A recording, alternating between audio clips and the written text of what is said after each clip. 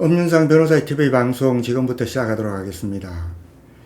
긴 연휴가 끝이 났습니다. 여러분들 연휴 어떻게 잘들 보내셨습니까? 지난 10월 1일 날 그 방송을 했는데 그때 제가 방송을 하면서 위정죄와 관련해서 이제 모해 위정죄가 10년이고 일반 위정죄가 5년인데 그거를 이렇게 조금 5년으로 이렇게 하다가 보니까 하루 만에 그걸 내려서 편집을 하고 다시 이제 방송을 업로드를 했는데 많은 분들이 봐주셨습니다. 특히 제가 조금 고무됐던 것은 기존에 제 유튜브 방송 구독자가 아니신 분들이 이 방송에 많이 이렇게 들어오셔서 보셨더라고요. 그래서 이제 일단 감사하게 생각하고 오늘 방송도 마찬가지로 상당히 중요한 내용으로 이렇게 제가 연휴 동안 이제 구상을 한 것을 준비를 했습니다. 많은 분들한테 알려주시고 공유를 했으면 감사드리겠습니다. 연휴가 끝나고 나서 이제 10월 중순이 이제 다가오고 있는데요. 이번 주하고 다음 주는 이제 중요한 재판이 여러 개가 있습니다. 이제 먼저 10월 16일 같은 경우 오전에는 이제 형사재판, 형사공판 선고가 있고, 오후에는 회생 사건, 이성희 변호사의 회생 사건 1심에서 이제 기각된 사건이 서울고등법원에서 항고심 그 심리를, 신문을 이제 그날 진행을 합니다. 그리고 이제 10월 22일 날은 지금까지, 현재까지의 회생과 관련한 재판 중에서 이제 가장 중요한 사건이라고 할 수 있겠죠. 이제 원고가 디지털코리아 파산 관제인이고, 피고가 이제 법무부에 청구하고 오라클 신탁이었는데, 오라클 신탁은 이후에 이제 파산관제인이 필요성이 상실되어서 이제 소를 취하를 했습니다. 이 부분 소취와 관련해서 이제 이성희 변호사는 마치 이제 파산관제인이 안 될 것 같아서 소취하를 하고 화해권고를 해서 동의를 한 것처럼 얘기하는데 사실은 그게 아니고, 이제 오라클 신탁 같은 경우는 이제 채권 양도와 관련해서 채권 양도를 받은 게 없다. 사실상 이제 실토를 하는 바람에 소를 계속 유지할 실익이 없어서 이렇게 취하를 한 것으로 제가 그렇게 알고 있습니다. 그리고 이제 그 다음 날은 이제 서울중앙지방법원에서 신탁계약 무효 확인해서 일단 조금 이제 그때 이제 소취와 관련해서 이제 이성희 변호사가 이제 부동의를 했잖아요. 부동의를 하니까 거기에 대해서 이제 새롭게 이제 기일이 잡혀서 새로 이제 진행이 될 것 같습니다.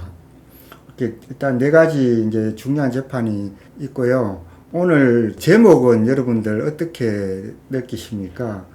이성희 변호사의 희대의 거짓말, 이렇게 제목을 달았고, 거짓말이 너무 많지만 그 중에서 이제 대표적으로 첫 번째 이제 신탁은 신의 한 수라는 말을 하고, 다음으로 이제 파산은 나쁘고 회생은 좋은 것이다.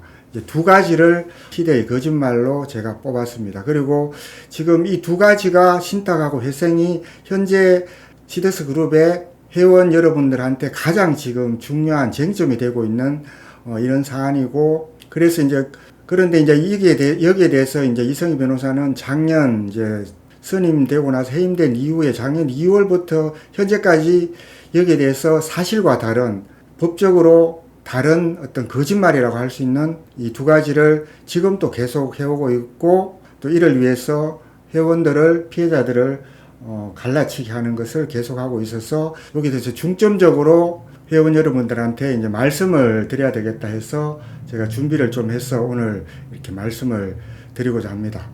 여기 이제 희대의 이렇게 되어 있잖아요. 희대의라는 말은 이제 희자가 드물리자, 희귀하다 이럴 때 이제 희자 쓰고, 이제 대는 이제 시대할 때 그 대자인데, 그러니까 희대라는 말은 그 시대에 이제 보기 드물게, 흔히 볼 수 없는 그런 거짓말이다, 이런 의미가 있고, 또 하나는 이제 희대의 거짓말이라고 하면은 많은 대중들을 상대로 할 때 희대라는 말을, 뭐 희대의 사기꾼, 뭐 희대의 뭐 악녀, 뭐 희대의 이런저런 뭐 표현을 할 때 통상적으로는 이제 좋은 뜻으로 이렇게 쓰이지는 않는 것 같습니다. 여러분들 이성희 변호사 보면서 변호사가 거짓말을 많이 하는 사람인가 이렇게 오해를 할 수가 있는데, 사실 변호사가 저도 좀 억울한 게 거짓말을 잘 안 합니다. 굳이 거짓말을 할 이유가 있겠습니까?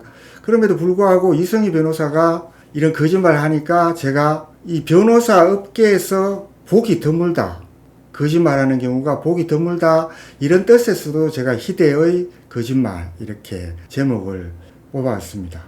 거짓말 중에서 이제 첫 번째 신탁은 신의 한 수, 이 부분은 이성희 변호사가 꼭 이렇게 표현을 한 것이기보다는 이제 이성희 변호사를 따르는 많은 사람들이 신탁을 안 했으면 어떨 뻔했나, 그 재산이 다 날아가지 않았겠느냐, 이성희 변호사가 신탁을 했기 때문에 우리 재산을 지금껏 보존을 할 수 있었다, 이런 의미에서 신탁의 신의 한 수라는 그런 표현을 썼고, 그게 지금 작년 한해는 이게 상당히 이렇게 이 거짓말이 통한 측면이 없지 않습니다. 없지 않고, 저도 이 부분에 대해서 신탁은 잘못된 것이고, 특히 몰수 보존과 관련해서는 신탁은 이제 몰수 보존으로 인해서 아무것도 할 수 없는 냉동된 상태라, 동결된 상태, 여러 차례 이렇게 말씀을 드렸음에도 불구하고 이성희 변호사는 아랑곳하지 않고 신탁으로 모든 걸 할 수 있다고 하면서 수익자 지정을, 거의 피해자 대부분의 숫자인 7만 명 이상을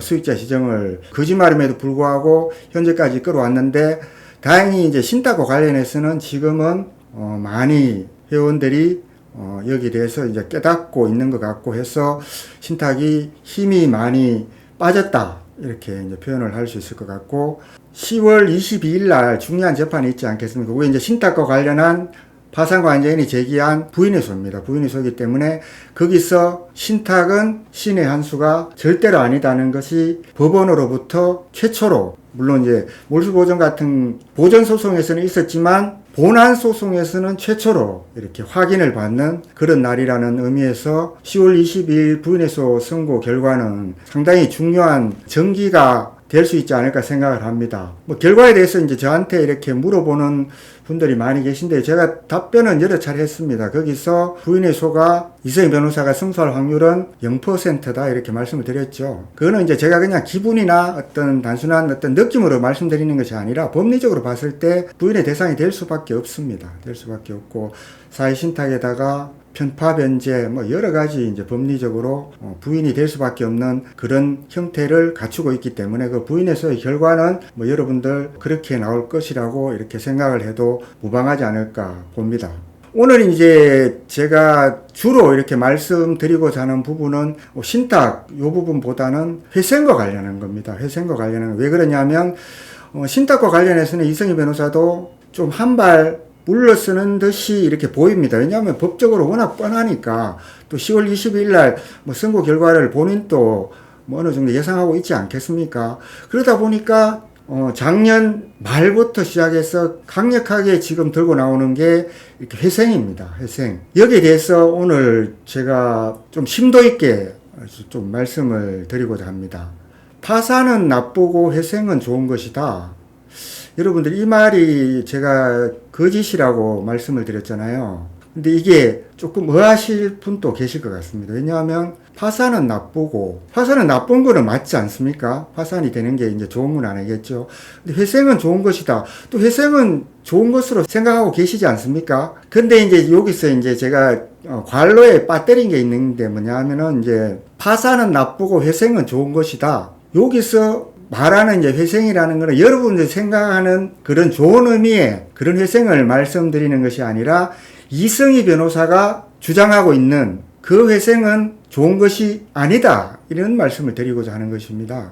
그러니까 이성희 변호사가 가는 회생이 뭡니까? 이거는 지금 회생법원에서 지금 재판하고 있는 10월 16일 날 오후에 서울고등법원에서 하고 있는 그 회생 재판에서 말하는 이성희 변호사가 주장하고 있는 그런 회생을 말씀드리는 것입니다. 그러니까 여러분들이 생각하는 회생은 이런 것이잖아요. 이제 법적인 의미에서 회생과는 조금은 이제 차이가 있죠. 그 말 그대로 우리 피해자들이, 채권자들이 피해를 회복한다, 이런 의미에서 회생을 생각하고 계시는 거잖아요. 그런 회생은 당연히 이제 좋은 것이고 우리가 이제 나아가야 될 그런 방향이죠. 이성희 변호사가 얘기하는 회생은 그거하고는 전혀 다르다. 오히려 반대고 피해 회복을 더디게 할 뿐만 아니라 오히려 제2의 피해를 조장하고 있다. 그 말씀을 오늘 드리고자 하는 것입니다. 파산은 나쁘다 그랬는데, 근데 이제 이런 거는 있습니다. 여러분들, 그 작년 11월 8일 날 피센코리아 파산 선고가 났습니다. 파산 선고가 났고,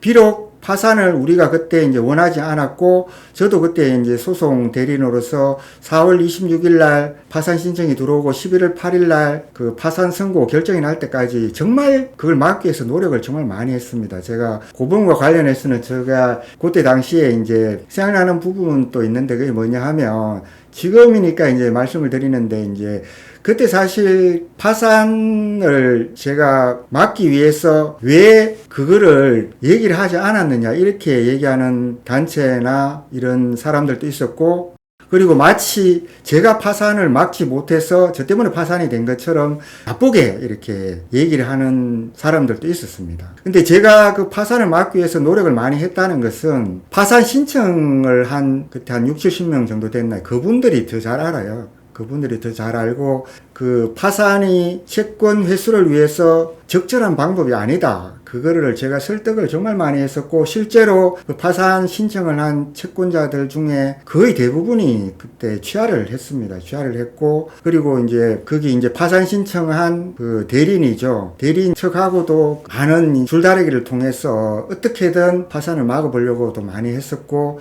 실제 로집사 측에서 이제 신청 대리를 했었는데, 그때 이제 파산 예납금을 한 2천만 원 정도 법원에 미리 이제 신청인들로부터 걷어서 내놨는데, 그 법원에서 많은 사람들이 취하를 하고 이러니까 예납금을 1억 5천인가 상당히 높은 금액으로 이렇게 예납금을 명령을 했고, 그 예납금을 납입을 하지 않으면 바로 이제 기각되는 그런 상황이었고, 오히려 신청인들 측에서 저한테 변호사님 기각되겠네요, 축하드립니다, 이런 문자도 오고 했었습니다. 근데 그거를 로집사가 무슨 생각이었는지 소송금융이라는 그걸 통해서 돈을 빌려서 예납금을 납입을 했고, 그래서 파산 선고가 났습니다. 지금 생각하면 상당히 저도 아쉽고 안타까운 일이었지만 뭐 그렇게 됐습니다. 그렇지만 제가 파산을 막기 위해서 많은 노력을 했다는 것은 뭐 이 자리에서 제가 꼭 말씀드릴 것은 아니지만 이후에 그런 것들이 다 밝혀지지 않을까 생각을 합니다.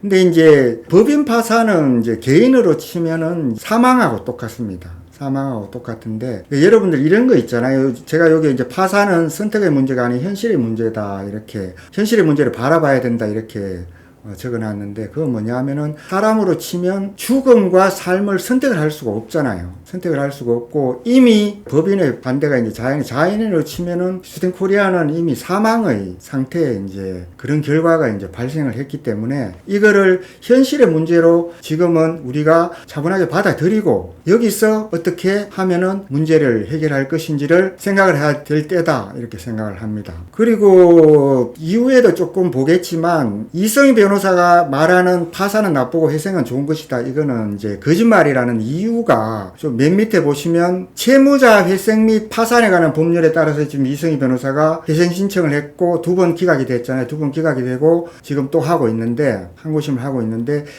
여기 법률 이름이 여러분들 뭐라고 되어 있습니까? 채무자 회생 및 파산에 관한 법률입니다.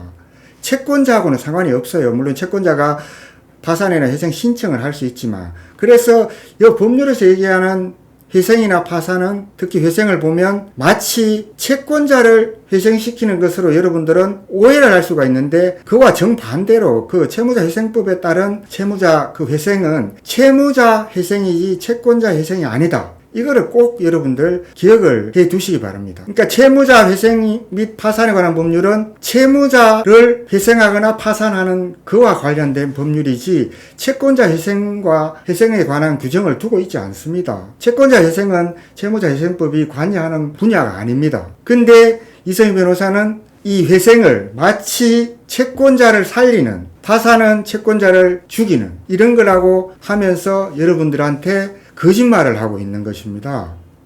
여러분들은 이제 좋은 의미에서, 꼭 법적인 의미는 아니지만 회생이라는 것을 피해자들이 회복하고 살아나는 그런 좋은 의미로 생각을 하고 있고 그쪽으로 나아가려고 하고 있는데, 마치 본인이 그런 일을 하고 있다는 것으로 정반대임에도 불구하고 거짓말을 하고 있기 때문에 제가 오늘 제목을 이렇게 희대의 거짓말이라고 단 것이고요.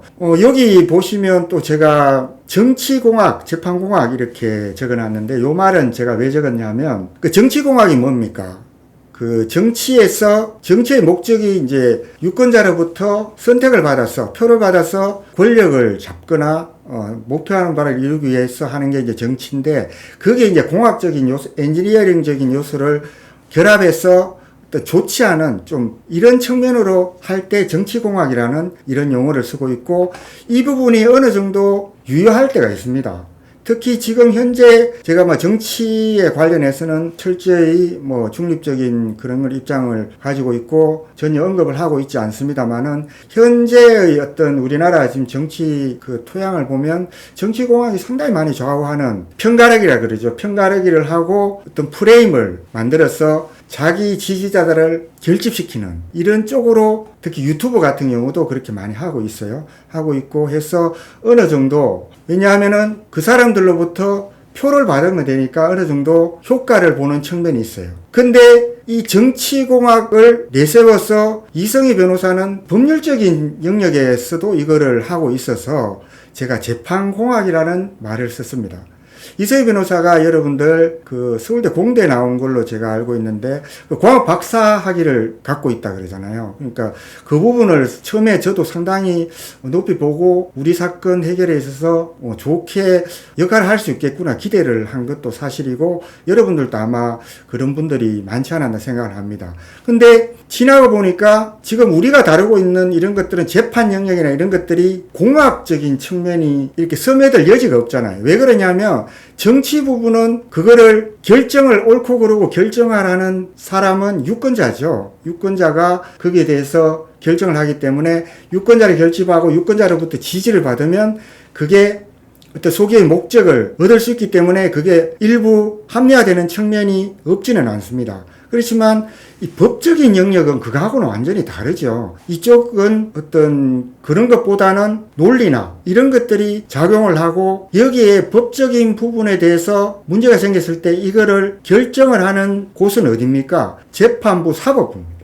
사법부이기 때문에 이런 그 공학적인 측면이 전혀 작용할 여지가 없고, 그리고 이런 것들을, 이런 방법을 사용을 해서는 상당히 부적절합니다. 그럼에도 불구하고 이성희 변호사는 어떤 법적인 이런 부분들을 유튜브를 통해서 계속, 그것도 사실이 아닌 어떤 희대의 거짓말을 가지고 작년 2월부터 지금까지 편가르기를 해서 계속해서 회원들을 선동을 하고, 그걸 통해서 어느 정도의 결과를 얻어온 게 사실입니다. 근데 다행히 법적인 부분은 우리 회원들이 그 결론을 선택을 할 수 있는 건 아니에요. 그러다 보니까 이제 올해부터 법원에 이제 재판부에 결정이 이렇게 하나하나 나오고 있고, 그 결과가 어떻습니까? 이성희 변호사가 작년부터 얘기했던 그런 것들하고 정반대로 이렇게 결과가 나오고 있고, 10월 22일 부인회소 선고도 마찬가지죠. 상당히 중요한 선고입니다. 그러니까 우리나라 같은 경우 상권 분립이 되어 있고 사법부가 독립이 되어 있다는 게 작년부터 1년 이상의 그 혼란의 과정을 이제는 재판을 통해서, 판결을 통해서 밝혀지고 있다는 것은 정말 회원 여러분들이나 저로서는 다행스럽다 이렇게 생각을 합니다.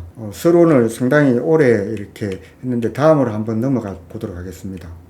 이성희 변호사가 얘기하는 그 회생은 피해자 여러분들의 피해 회복과는 전혀 관련이 없다고 그랬죠. 그래서 이제 거짓말이라고 제가 말씀을 드렸는데, 이제 여기 내용은 이제 무슨 내용이냐면, 다음 것들 먼저 한번 볼까요? 여기 보시면 서울회생법원 2025 회합 1번, 이게 이제 신청인이 정일영의 29,419명, 채권자가 신청한 회생입니다. 채무자가 휴스턴코리아 영농조합 법인입니다. 여기 이제 선고가 결정이 난 사건인데, 주문에 보시면 신청인들이 이 사건 회생 절차 개시 신청을 모두 기각한다 이렇게 돼 있죠. 근데 이 사건에서 아까 결정문에 보셨지만 당사자가, 채무자가 누굽니까? 그때 이성희 변호사가 이거 기각되고 나서 그렇게 얘기를 했습니다. 뭐라고 얘기를 했냐면, 회생법원에서 이 사건에 파산관계인이 들락날락 하면서 회생법원에서 그 영향을 받아서 마치 기각시킨 것처럼 그렇게 얘기를 했지만, 이 사건의 당사자는 파산관계인이 아닙니다, 여러분. 파산관계인은 파산사건에서만 지금 관절이 되어 있고, 지금 회생사건에서는 파산관계인이 전혀 관여를 하고 있지 않고, 이 기록이나 사건 내용도 파산관계인이 볼 수가 없어요. 근데 막 그렇게 이제 거짓말 했잖아요. 요거는 이제 뭐냐 하면, 그때 이제 이성희 변호사가 마치 회생 절차 개시가 떨어질 것처럼 그렇게 설레발을 이렇게 유튜브를 통해 하길래, 저는 이제 그 사건의 채권자를 대리하기 때문에 거기 위임장을 넣어가지고 제가 여기 의견서를 하나 낸 그 내용 중에 일부입니다. 거기서 제가 이 표현을 썼습니다. 아까 말씀드린 것처럼 빨간색으로 보시면 이 사건 신청은 회생 절차에 의함이 채권자 일반의 이익에 적합하지 아니한 경우가 명백하다고 보여집니다. 이 사건 신청은 채권자 일반의 이익이 아닌 신청인 대리인 개인의 이익을 위한 신청이라고 볼 수 있습니다. 이랬습니다. 신청인 대리인이 누굽니까? 이성희 변호사입니다. 이성희 변호사는 본인이 채권자, 피해자들의 이익을 위해서 이 사건 회생 신청을 했다고 하지만 제가 보기에는 그거는 정반대로 오히려 신청인 대리인 개인의 이익을 위한 신청, 이성희 변호사 개인의 이익을 위한 신청이다. 이렇게 이제 제가 의견서에 적었어요. 왜 이런 표현을 썼냐면요. 사실은 작년 11월 8일 날 파산 선고가 나오고 나서 참 그때 광풍이 찬바탕 지나갔는데 거기에 대해서 지금 또 제가 얘기를 하다 보면 길어지기 위해서 제가 다음 기회에 이제 말씀드리라고 더 이상 말씀은 드리지 않는데 그때 파산 선고가 되고 나서 제일 놀랬던 사람 누구냐면 제가 유튜브에 잠깐 얘기를 했는데 이성희 변호사예요. 왜 그러냐면 이미 이제 몰수보존으로 신탁 재산을 가지고 할 수 있는 게 없는데 근데도 마치 할 수 있는 것처럼 수익계 지정을 하고 이렇게 왔잖아요. 근데 11월 8일 날 파산이 되고 나니까 이성희 변호사가 너무 놀란 거예요. 왜냐하면 파산이 되면 이제 파산관전이 나오잖아요. 그 파산관전이 나오면은 시스템 코리아의 어떤 그 재산관계에 대해서는 당연히 파산관전인이 일을 다 하지 않겠습니까? 법원에 허가하에. 그러니까 자기가 못하는 게 바로 이제 드러나게 되는 거죠. 파산관전이 바로 그래 지금 부인의소로 작년에 부인의소로 제기했잖아요. 그러니까 이제 그걸 신탁을 파산관전이 바로 인정을 하지 않겠다는 거예요. 조금이라도 법적 지식이 있는 사람이 보면 그 신탁이 너무나 부당하기 때문에 부인의소를 바로 작년 파산 선고 나오고 난 이후에 바로 제기를 했습니다. 그래서 이성희 변호사가 너무 당황을 해서 회생 신청을 사건 번호 1번입니다. 2025 회합 1번으로 회생 신청을 한 거죠. 그러니까 그게 피해자들 회생하고는 아무 관련이 없이 본인의 그 이익을 위해서 회생 신청했다 그 말입니다.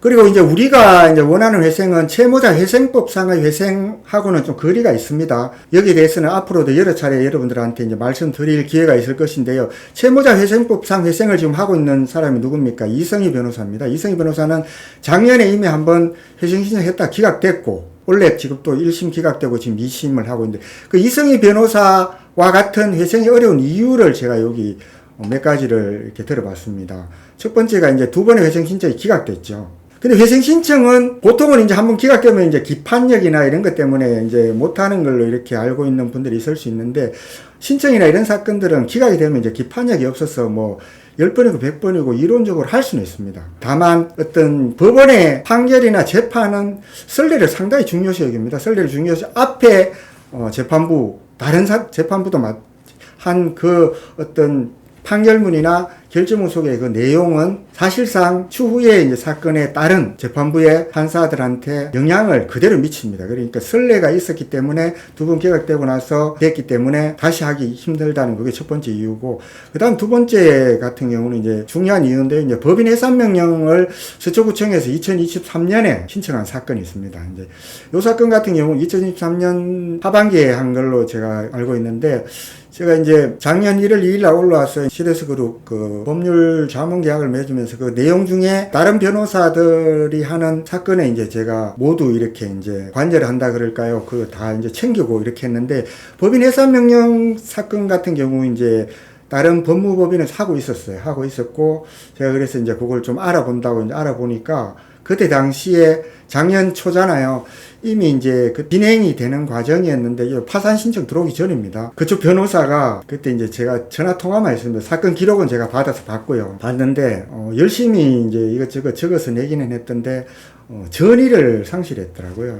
왜냐하면 이 사안이 너무나 이제 법리적으로 분명하다는 거죠. 그러니까 열심히 했어요. 열심히 했는데 안 되는 것 같은 경우 있잖아요. 그러니까 법인 해산명령 서초구청 같은 경우 법인 해산명령이 이후에 파산 선고되고 난 이후에 여기에 대해서 이제 취하를 했습니다. 왜 취하를 했냐면은 이제 서초구에서 취하를 했는데, 파산 선고가 되면은 이제 해산 간주가 됩니다. 해산 간주가 되기 때문에 해산을 받기 위해서 서초구청이 한 건데, 이제 해산 간주가 됐기 때문에 더 이상 소송을 유지할 실익이 없어서 이제 해산 간주가 됐죠. 그래서 이제 다시 회생이 된다 하더라도 서초구청에 또 법인 해산 명령을 할 거고 또 해산이 됩니다. 되고 나면은 해산은 이제 결국은 다 파산으로 가게 돼 있거든요. 그러니까 이 두 번째 사유 때문에도 회생 법원을 통한 회생은 어렵다는 것이고요.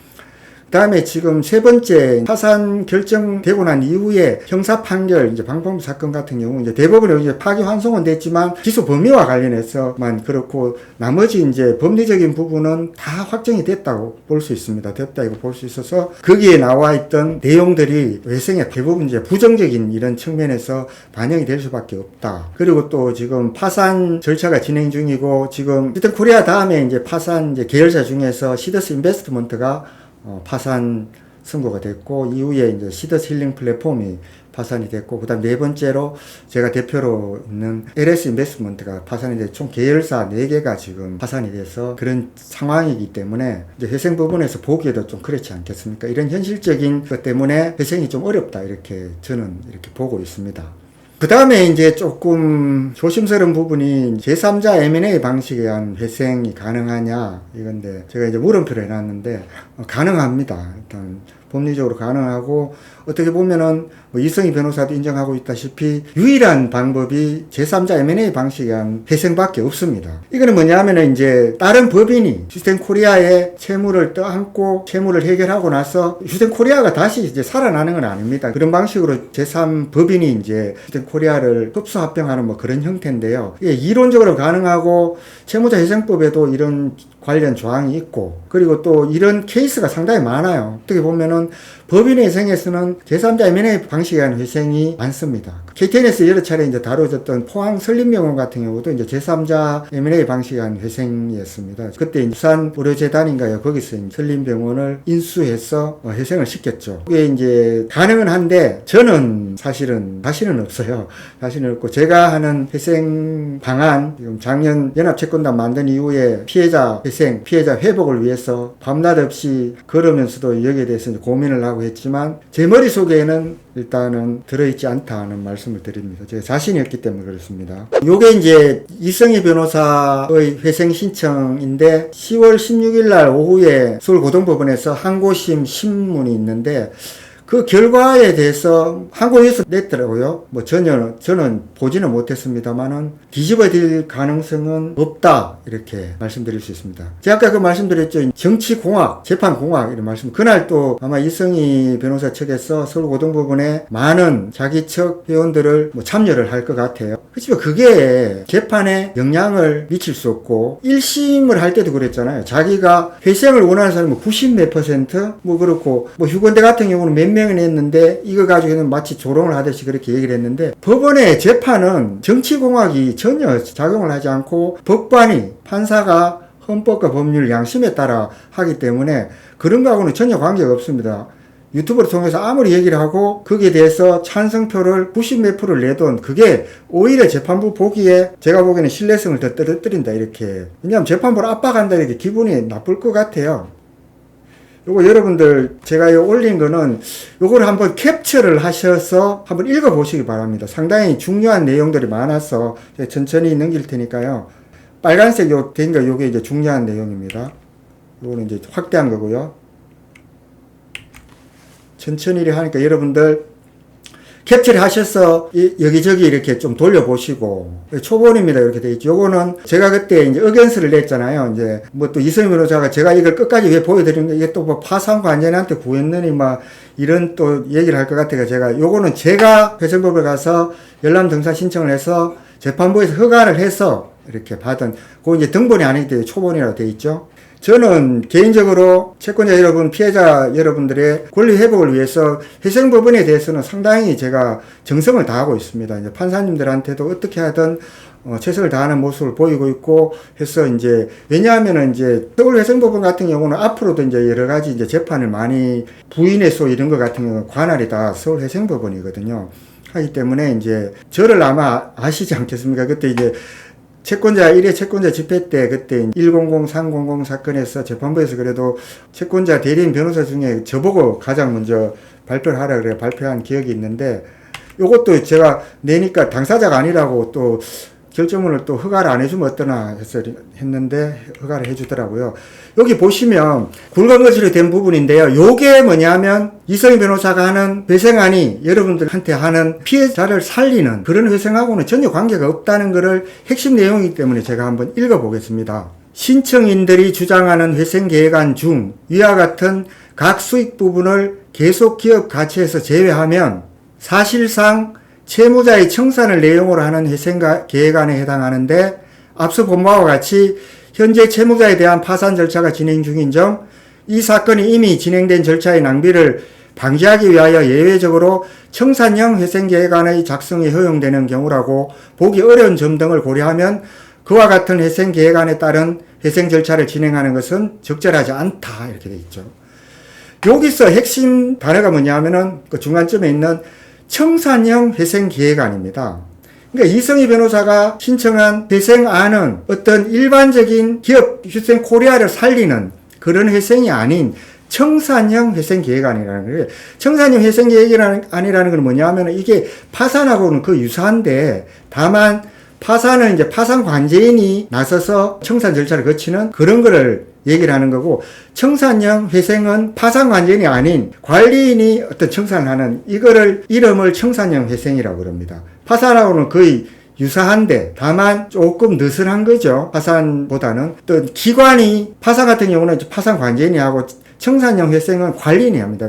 통상적으로 이제 회생에서 관리는 누가 되냐 하면 대표이사가 통상적으로 법원에서 임명을 해요. 근데 휴스턴 코리아 같은 경우는 이게 안 되는 게, 지금 안 된다, 적절하지 않다고 돼 있는데, 짧게 적었지만 이 안에 여러 가지 의미가 들어 있습니다. 우선 청산형 회생이 안 되는 게 첫 번째, 지금 대표이사를 비롯한 임원들이 지금 재판을 받고 있으니까 관리인을 법원에 임명하기가 그렇잖아요. 물론 이제 법원에서 관리인을 별도로 임명할 수는 있습니다. 그리고 또 하나, 파산 절차가 지금 진행 중이잖아요. 처음부터 청산형 회생을 신청을 했으면 고려를 해보겠는데 파산 절차가 지금 상당히 진행 중에 있고 잘하고 있다.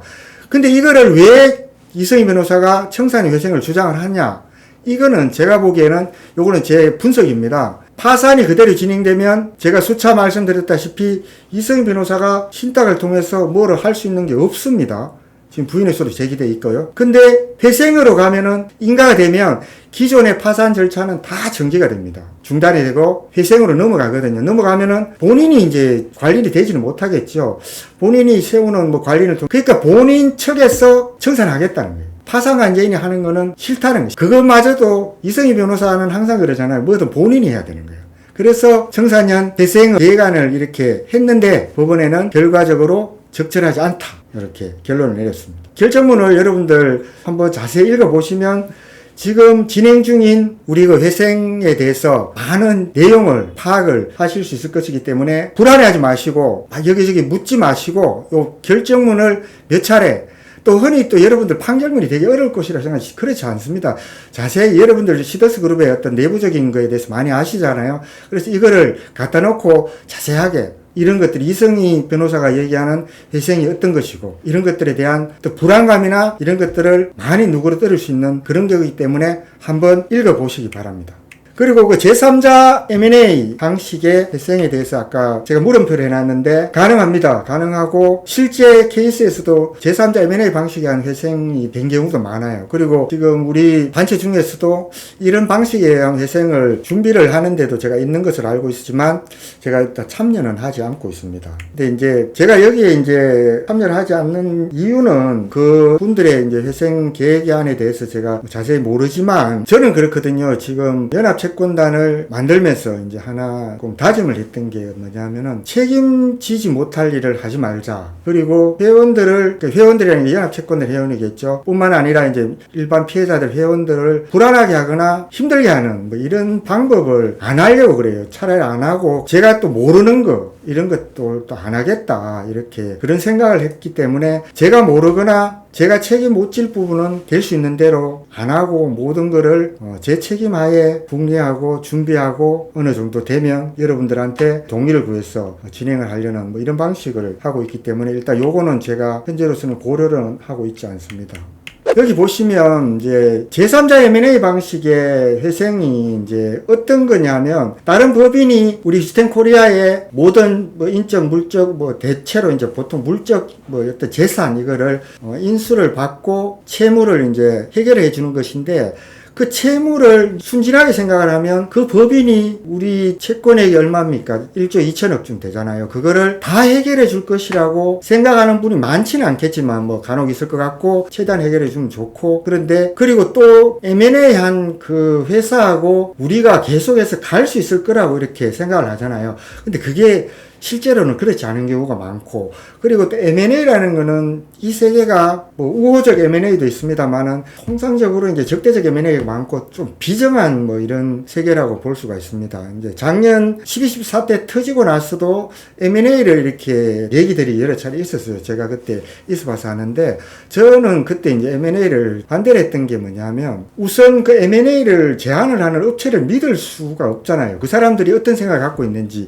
또 나중에 태도가 어떻게 돌변할지를 모르고, 마치 제 느낌에는 그때 우리 회원들이 다 그냥 포로로 끌려가는 거 아니야, 그런 조금 그게 들어서 일단은 좀 그런 생각이 듭니다. 요거는 이제 뭐냐면, 우리 그 시더스그룹이 꼭 이렇다는 건 아니라 이제 참고로 한번 가져와 봤습니다. 이제 티몬 UMF라고 해가지고 여러분들 TMF 사태라고 상당히 유명했잖아요. 유명했는데 이게 지금 M&A 방식에 의한 회생이 법원으로부터 인가가 됐습니다. 됐는데, 이거는 채무자 티몬에서 회생 신청을 했어요. M&A를 하겠다고 나선 제3자 회사가 오아시스라는 회사입니다. 오아시스라는 회사가 나서서 M&A를 하면서 회생을 법원에서 인가를 했는데, 여기 보시면 빨간 거 한번 우선 보실까요? 오아시스라는 회사가 티몬을 인수를 했습니다. 티몬을 116억 원을 들여 인수하는 계획을 세웠다. 실제로 이 정도 들인 것 같아요. 그 티몬을 그냥 흡수한 거예요. 근데 요 밑에 또 빨간 거 보시면 티몬의 채권 총액이 1조 2천억 원에 달해. 이런 회생 채권, 대여금 채권, 상거래 채권, 구상 채권 변제율은 0.7562%에 불과하다. 이렇게 지금 연합뉴스에 나온 기사 내용입니다.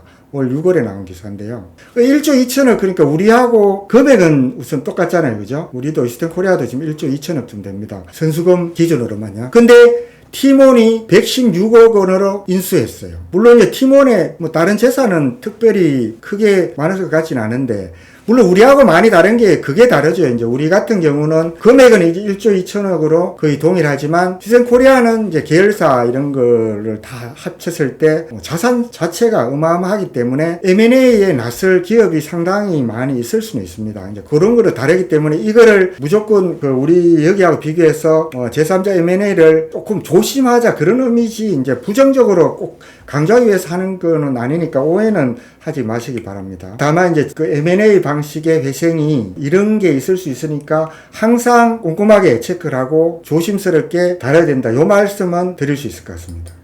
그러면 이런 말씀을 하시는 분이 있을 수 있잖아요. 그럼 앞에 엄 변호사가 이런저런 얘기를 많이 했는데, 그러면 연합채권단 엄 변호사가 생각하는 대안은 뭐냐, 이렇게 대안도 없이 비판만 하는 거냐, 이런 얘기하시는 분들이 많을 수 있잖아요. 저는 그 맞는 말씀이라 생각하고 있고, 진정한 피해 회복 이렇게 썼습니다. 이제 여러분들이 바라는 거 아니에요. 회생, 흔히들 지금까지 얘기했던 회생의 길은 뭐냐, 많은 분들이 고민을 하실 것이고, 저도 여기에 대해서 연합채권단 뭐 대표를 떠나서 회원의 한 사람으로서 항상 생각을 하고 있고, 전문가들한테 물어보고 책을 보고 공부를 하고 찾아보고 설계를 해왔고, 지금 상당한 부분에 된 거는 맞습니다. 맞는데, 우선 지금 여기서 이제 기본적인 것만 말씀드리도록 하겠습니다. 제가 생각하는 진정한 피해 회복의 길입니다. 일단 저는 파산 절차는 불가역적이다. 이제 돌이킬 수 없다. 이렇게 생각하고 있습니다. 돌이킬 수 없다면 받아들이고 거기에 맞춰서 해야 된다는 거죠. 저는 뭐 작년 파산 선고 났을 때부터 누구보다도 파산을 막기 위해서 노력을 했지만,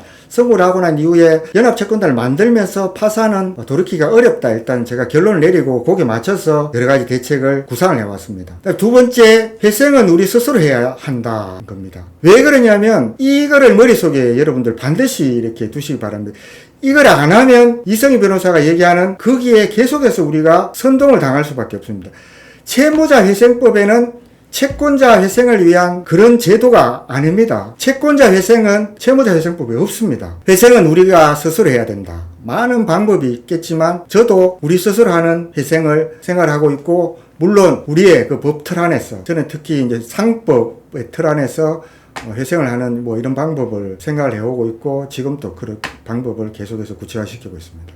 다음으로 현실에 바탕을 둔 방법입니다. 저는 이 회생뿐만 아니라 이제 변호사를 하면서 항상 이 생각을 가지고 있는데 뭐냐면 현실과 이상이 있습니다. 흔히들 사람들은 이제 현실은 보지 않고 이상에 몰두하는 경우가 많고 그런 과정을 통해서 실수를 많이 해요. 그리고 사람은 또 본능적으로 어려운 현실을 무시하거나 도피하고 싶어요. 이상적인 글을 찾고 싶어하는 그런 본능이 있습니다. 그러다 보니까 그런 것들을 사람들이 이용을 할 수가 있다는 겁니다. 항상 현실에 바탕을 둔 방법을 저는 생각을 하고 있고 진정한 피해 회복도 마찬가지입니다. 이런 생각을 할 수 있잖아요. 야, 지금 시더스 그룹은 계열사가 4개나 파산이 됐고 여기에 어떤 걸 찾을 수 있겠나. 파산은 파산 완전히 하겠지. 5년 있으면 그때 뭐 우리가 10% 많이 받으면 뭐 그때까지 우리가 할 수 있는 게 뭐가 있을 것이며 그러니까 우리는 막 그때까지 파산관계인한테 맡겨두고 뭐 우리가 할 수 있는 뭐 그걸 찾자 이런 얘기를 하는 분들이 있고 뭐 제가 이해를 하지 못하는 바는 아니나 제가 또 그렇게 할 수는 없잖아요. 그래서 지금 시더스 그룹 같은 경우는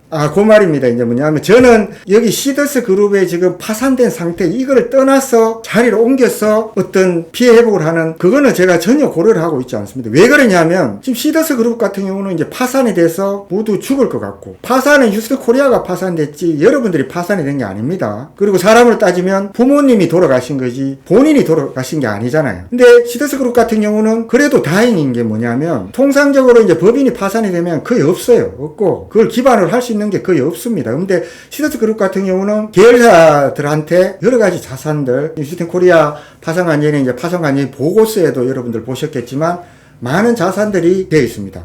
물론 거기에 대해서 어떤 분들은 세금 1200 주고 나면은 남는 거 없다. 시간이 이제 걸린다. 그런데 그거는요, 파산관계인이 그때 급하게 이렇게 하다 보니까 그렇고, 거기에 대해서는 제가 여러 차례 말씀드린 바가 있고, 전혀 그렇지 않습니다. 그렇지 않고 그 속에서 자산이 수백 개가 되잖아요. 채권이나 뭐 이런 걸 보더라도 수백 개도 부동산도 있는데 그거를 잘 우리가 어떻게 하면 충분한 회복을 집을 짓는다고 할까요? 건물을 짓는다고 하면 그 건물이 지금 무너졌지만 그 건물을 새로 지은 땅도 있고 바탕이 있잖아요. 많은 그 재료들이 여기저기 흩어져 있어서 저는 그 재료들을 잘 활용을 한다면 충분히 회복을 할 수 있다. 그렇기 때문에 우리가 여기를 떠나서 어떤 방법을 찾는 거 저는 그런 거는 전혀 고려하지 않고 있다는 걸 말씀드립니다. 왜냐하면 여기 우리 땅이 있는데 굳이 다른 데 가서 그 땅은 뭐 그냥 공짜로 우리가 얻을 수 있는 건 아니지 않습니까? 그래서 지금 우리가 지금 처한 시더스 그룹이 처한 이 파산 상태를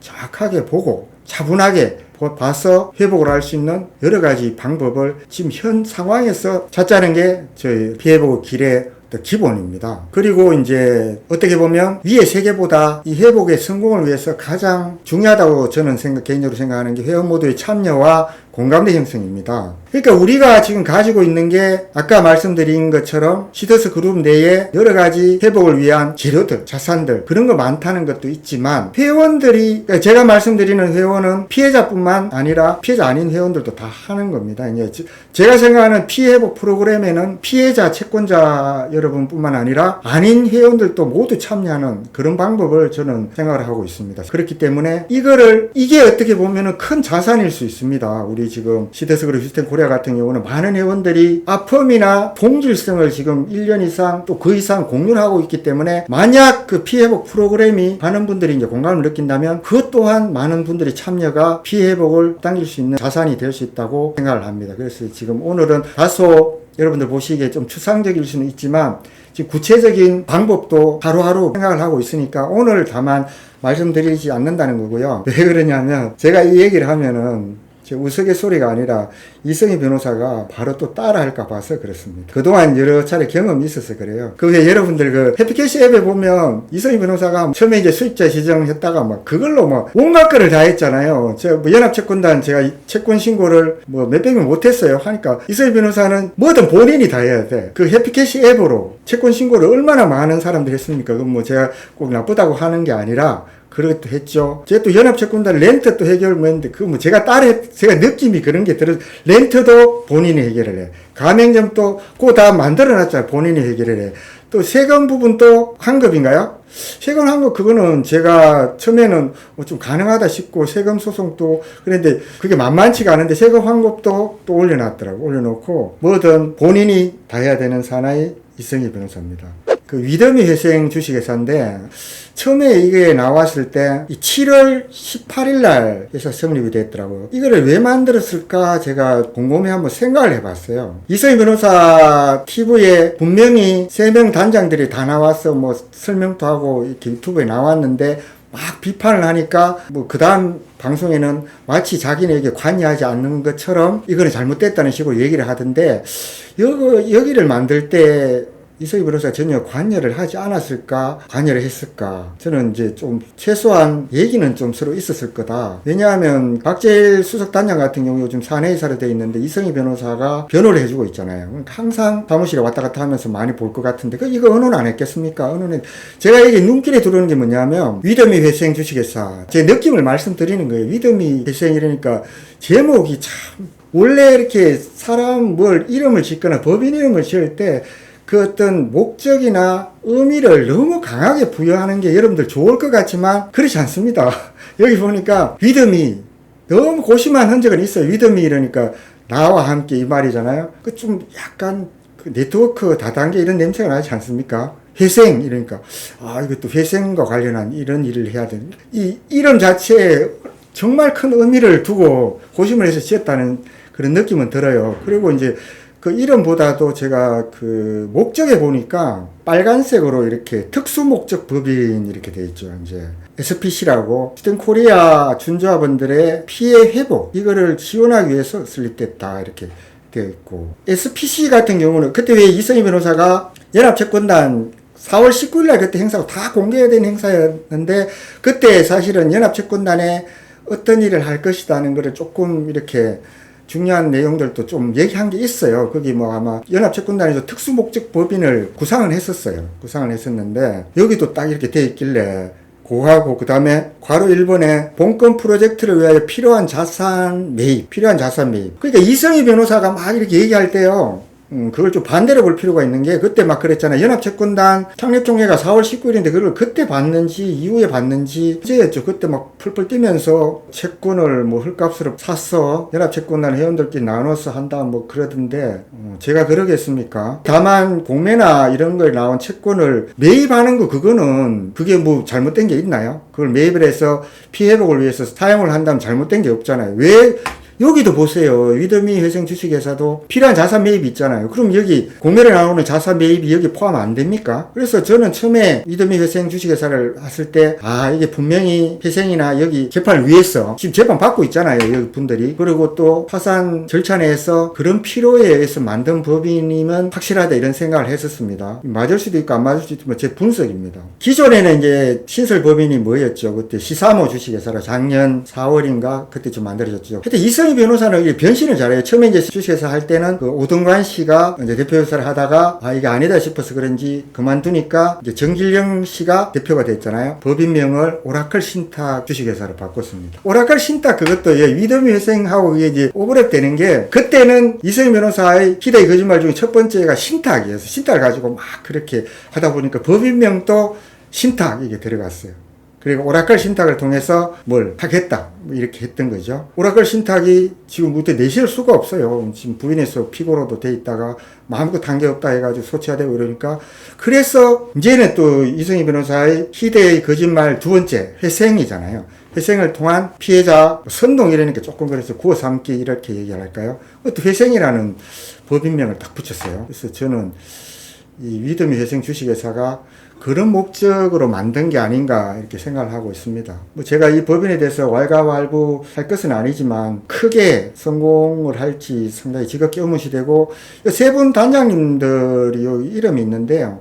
제가 이분들을 위해서 이제 뭐 그때 조언도 드렸지만 좀 이거를 계속 하는 게 맞는지 좀 고민을 해보셨으면 좋겠습니다. 특수목적 법인, 이게 제가 처음에 생각하다가 이제 생각을 접은 게, 그럴싸하지만, 특수목적 법인 이런 것들을, 글쎄요, 이렇게 좋은 뜻이라면 모르겠는데, 여러분들 흔히 이제 무슨 일을 할 때 신설법인 이거를 되게 좋아하시더라고요. 근데 신설법인 그 너무 좋아하시면 안 됩니다. 왜냐하면 제가 울산에서 이제 변호사를 할 때 부동산 개발 시행 이쪽 전문을 했는데 시행법인들이 거의 신설법인이에요. 신설법인인데 그걸 이렇게 들고 가면은 좋아하느냐? 그렇지 않습니다. 왜냐하면 약간 극단적인 예인지도 모르겠지만 사기치는 사람들 신설법인을 많이 만들어요. 깨끗하다 이렇게 보여주면서. 신설법인이 한편을 보면은 좋아 보이지만 실제로 건설하고 이런 사람들은 시설법인 같은 거 안 합니다. 왜냐하면 뿌리를 보잖아요. 제조업도 마찬가지예요. 얼마만큼 오랫동안 이 법인을 유지해왔고 그게 다 신용이잖아요. 신용인데 달랑 그냥 신설법인 자본금이 얼마인지 상관없습니다. 시설법인 딱 만들어 와가지고 하자 이러면은 사기치려고 아닌가 이런 오해를 받을 수가 있어요. 잘 모르는 사람들은 신설법인이 깨끗하고 뭐 좋을 것 같지만 그런 면이 있다. 그리고 특수목적법인 너무 좋아할 게 없는 게 특수목적 이러니까 마치 이게 비스텐 코리아 준조합원들을 위해서 겉으로는 보면 좋아 보이잖아요. 근데 보여주기 위한 이런 걸로 만들어졌다. 제가 그렇다는 게 아니라 그렇게 느낄 수 있어요. 그리고 모든 저는 이제 연합채권단을 포함한 피해복 프로그램을 어디에 염두에 두고 있냐면 여러분들의 실질적인 피해 회복을 당연히 결과적으로 해야 되겠지만 과정에서 반드시 그 프로그램을 사법기관에 설득이 돼야 되는 그런 게 돼야 됩니다. 우리끼리 좋다고 해서 법원이 인정해주지 않는 피해복 프로그램을 만들어서 어떻게 피해자들을 가입을 시키고 또 피해자 아닌 사람들도 어떤 메리트를 줘서 기여를 해서 피해복 프로그램을 통해서 피해복을 하면은 사법 리스크에서 벗어날 수 있는 뭐 이런 동기가 될 수 있지 않겠습니까? 그래서 항상 그걸 염두에 두고 해야지 법원이나 수사기관에 보여주기 위한 이런 프로그램은 상당히 위험하다. 이런 제가 충고 조언을 이렇게 드리니까 이건 제가 진심으로 드리는 말씀입니다. 그래서 제가 이제 처음에 이제 특수목적법인을 생각을 했다가, 그런 오해를 살 수 있겠구나. 그런 생각이 들더라고요. 들고 해서 지금은 거의 접은 상태고, 제가 생각하는 그런 어떤 피해회복 그런 프로그램은 전체적인 틀, 우리나라 어떤 법인의 전체적인 틀을 관장하는 법이 뭐 상법이겠죠. 상법 회사. 그래서 상법에서 인정을 받을 수 있는 뭐 나아가 공정거래법, 당연히 이제 파산 절차는 파산회생법에 따라서 하겠지만 어떤 그런 것들을 염두에 둔 생각을 하고 있습니다. 여러분들 뭐 1시간 정도 한 것 어떻게 들으셨는지 모르겠습니다. 제가 아까 처음에 시작하면서 이제 긴 연휴를 이제 어떻게 보내셨는지 여쭤봤는데, 사실 지금 힘든 상황에 의해서 연휴를 잘 보내셨는지 이렇게 묻기도 조금 그런 측면이 있더라고요. 이제 저는 이제 연휴 동안 주로 이제 오늘 방송한 이런 내용들을 뭐 생각도 많이 했고 뭐 이런저런 책도 보고 이렇게 했는데, 저는 그 이런 일을 지금 하고 있는데 힘이 들거나 그런 거는 사실은 별로 없습니다. 별로 없고 이렇게 즐거운 마음을 하고 있는데, 다만 지금 이제 10월 시점이 상당히 중요한 게, 작년 1년 동안 저도 원래 누구를 막 비난하거나 비판하는 게 좋아하지는 않습니다. 좋아하지는 않지만 지금 현재 상황에서 우리가 피해 회복의 길로 나아가기 위해서는 이성희 변호사라는 앞에 있는 이 문제가 반드시 해결이 돼야 됩니다. 해결이 돼야 되기 때문에 오히려 제가 작년에 조금 더 강하게 할 걸 이런 생각이 들어서 지금 이제 타이밍이 그럴 타이밍입니다. 그렇기 때문에 여러분들 누구나 모두가 빠른 피해 회복을 이렇게 바라고 계시겠지만, 저는 여러분들을 불편하게 하거나 힘들게 하거나 전혀 하고 싶지 않지만, 현재 지금 우리가 처한 상황을 좀 정확하게 분석하고 공부하고 파악할 필요는 있습니다. 이런 것들은 전혀 힘든 일이 아닙니다. 뭐 왔다 갔다 해야 될 일도 아니고. 그래서 저는 이런 기회를 통해서 제가 준비를 한 이런 것들을 한번 방송을 여러분들이 한번 이해가 한 두 번 보시고 이것들을 많은 분들한테 소개를 함으로 인해 가지고 좀 이런 공감대 형성이 좀 빨리 되면 피해 회복도 좀 빨리 되지 않을까, 이런 바람을 가져보면서 오늘 방송은 여기서 마치도록 하겠습니다. 감사합니다.